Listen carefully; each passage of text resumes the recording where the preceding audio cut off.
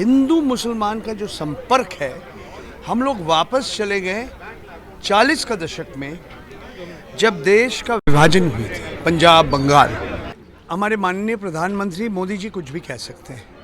वो अपने आप को कहा नहीं कि मैं बायोलॉजिकल नहीं हूँ, मैं भगवान का अवतार हूँ, तो मोदी जी कुछ भी कह सकते हैं। किसके भाषण में नफरत है, घृणा है, अल्पसंख्यक के लोग हैं, हमारे देश के जो महिलाएं हैं, जो युवाओं हैं, उनको मालूम है। आप मन की बात में कुछ भी कह सकते हैं और ज़मीनी स्तर में जो वास्तव है ये भी आप सोच लें। लोग बोला आप सड़क में आप नमाज नहीं कर सकते, मतलब अपने मकान के छत में भी नहीं कर सकते, तो कहाँ पे? सिर्फ घर पे आप मत। कौन हिंदू है, कौन मुसलमान है, ये भूल जाइए। कौन अपराधी है, कौन माफिया है, उनके खिलाफ आप कार्रवाई कीजिए ना। नमस्कार, आप देख रहे हैं नेशनल दस्तक और मैं हूं रंजय कुमार। अभी के समय में जिस प्रकार से मानवाधिकारों का हनन हो रहा है और अभी CSDS ने भी एक सर्वे किया है और जिसमें बताया गया है 16 से ज़्यादा राज्यों में ये किया गया और उसमें बताया गया कि पुलिस भी जो है पूर्वाग्रह से ग्रसित है। कहीं ना कहीं जो पुलिस मानती है कि जो मुस्लिम हैं वो अपराधी प्रवृत्ति के हैं, ऐसा वो सर्वे कह रही है। सर, क्या कहना चाहेंगे जिस प्रकार से ये सर्वे इशारा कर रहा है? देखिए, हमें लग रहा है कि भारतवर्ष 80 साल पीछे चले गए। पिछले 10-12 साल में 12 क्यों 11 साल में हम लोग पीछे हट गए। हिंदू मुसलमान का जो संपर्क है, हम लोग वापस चले गए 40 का दशक में, जब देश का विभाजन हुई थी, पंजाब बंगाल। और आज हमारे देश में 140 करोड़ से ज़्यादा लोग रहते हैं, इसमें 20 करोड़ मुसलमान हैं। और ये जो 20 करोड़ मुसलमान हैं, इसके माने और मतलब क्या है? ये विश्व में 2 ही देश है जहाँ ज़्यादा मुसलमान हैं भारतवर्ष के साथ, अगर आप तुलना करेंगे। ये है इंडोनेशिया और एक है पाकिस्तान।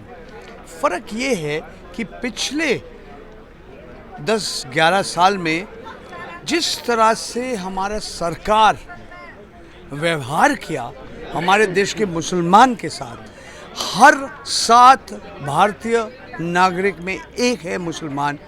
उनके पास संदेश चला गया कि अगर आप भारतवर्ष या हिंदुस्तान में रहने चाहते हैं, अब अपने आप समझ लीजिए आप दूसरे स्तर का नागरिक है। ये दूसरी स्तर का सेकेंड क्लास सिटीजन बना दिया। इसके खिलाफ जो भी हमारे देश में जो धर्म निरपेक्षता में विश्वास करते हैं, हमारे देश का संविधान में विश्वास करते हैं, इसके खिलाफ हमें लड़ना ही पड़ेगा। हमारे सामने और कोई रास्ता नहीं।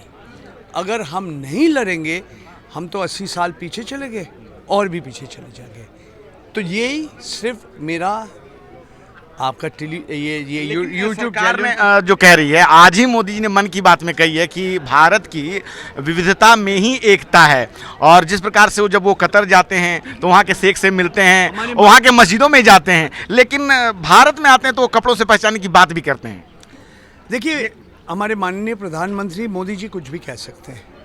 वो अपने आप को कहा नहीं कि मैं बायोलॉजिकल नहीं हूँ, मैं भगवान का अवतार हूँ, तो मोदी जी कुछ भी कह सकते हैं। हमारे प्रधानमंत्री हैं, मगर मोदी जी कुछ भी कहें, वास्तव क्या है, ज़मीनी स्तर में क्या स्थिति है, ये सब लोग को मालूम है। कौन झूठ बोल रहे, कौन सच बोल रहे, किसके भाषण में नफरत है, घृणा है और किसके भाषण में नहीं है, भाईचारा का बात हो रहा है। हमारे देश के नागरिक को मालूम है। हमारे देश के गरीब लोग, हमारे देश के जो अल्पसंख्यक के लोग हैं, हमारे देश के जो महिलाएं हैं, जो युवाओं हैं, उनको मालूम है। आप मन की बात में कुछ भी कह सकते हैं और ज़मीनी स्तर में जो वास्तव है ये भी आप सोच लीजिए। सर एक सवाल बस और, अब सरकार ये भी डिसाइड कर रही है कि किसको क्या खाना चाहिए, किसको क्या पहनना चाहिए, नवरात्रों चाहिए। अच्छा, मोदी जी तो बहुत बार पोशाक बदलते हैं ना। किसी ने मोदी जी को बोला कि आप इस तरह से, आप गुजराती हैं, आप गुजराती पोशाक पहनिए।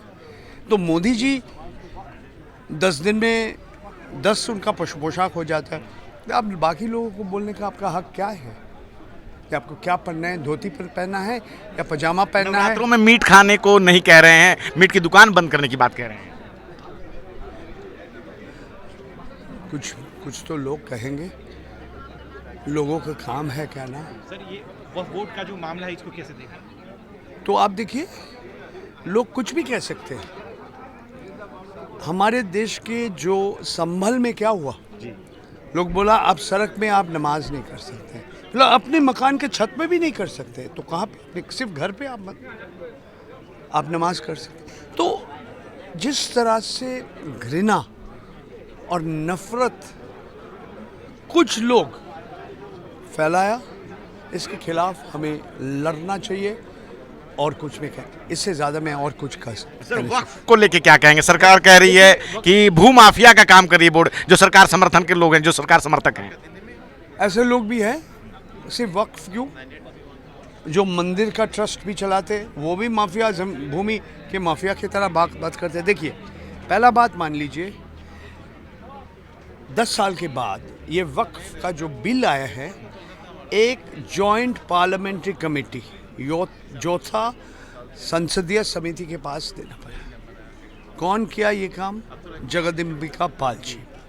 उनके खिलाफ बहुत लोग का बहुत शिकायत है कि हमारा बात उन्होंने नहीं सुना। जेपीसी में जो डिसेंटिंग नोट देते हैं उसको मौका नहीं मिलेगा। तो ये वक्फ का कहानी ख़त्म यहाँ पे नहीं हुआ। कौन भूमि अधिग्रहण कर रहे, किस तरह से कर रहे, कौन समुदाय के लोग, कौन धर्म के लोग कहते हैं, ये इतना आसान नहीं है। माफिया है, भूमि का माफिया जो चलाते हैं ना, उनका धर्म नहीं रहता। वो कौन हिंदू है, कौन मुसलमान है, ये भूल जाइए। कौन अपराधी है, कौन माफिया है, उनके खिलाफ आप कार्रवाई कीजिए ना। आप कहते हैं कि सब लोग गुंडे हैं, सब लोग अपराधी हैं, मैं नहीं समझता हूँ ये सच है। बस पुरंजय गुहादा ठाकुर ता जो कह रहे हैं और सरकार पे सीधे सीधे हमला बोला। उनके जो कार्यशैली है सरकार की, किस प्रकार से मुस्लिमों को एक दोयम दर्जे का नागरिक बनाने के लिए सरकार हर संभव प्रयास कर रही है। जिस प्रकार से संभल में मामला आया कि छत के ऊपर भी नमाज पढ़ने के लिए आपको प्रशासन से इजाज़त लेनी पड़ेगी, सड़क के ऊपर भी नमाज नहीं पढ़ सकते हैं, अपनी छत के ऊपर भी नहीं पढ़ सकते हैं। तो सोचिए कि किस प्रकार से मुस्लिमों के ऊपर शिकंजा कस रही है ये सरकार। और सीधे सीधे इन्होंने ये भी कहा कि पिछले 11 सालों में लगातार ये चीज़ बढ़ती जा रही है। और CSDS ने अभी एक सर्वे भी किया है, जिसमें 16 राज्यों की पुलिस के साथ जो है कई लोगों के साथ उन्होंने बात की और उसमें इस बात को बताया गया कि किस प्रकार से जो है भारतीय पुलिस अब इस बात को समझती है कि मुस्लिम जो हैं वो जो है एक आपराधिक प्रवृत्ति के होते हैं। पुलिस के अंदर ऐसी मानसिकता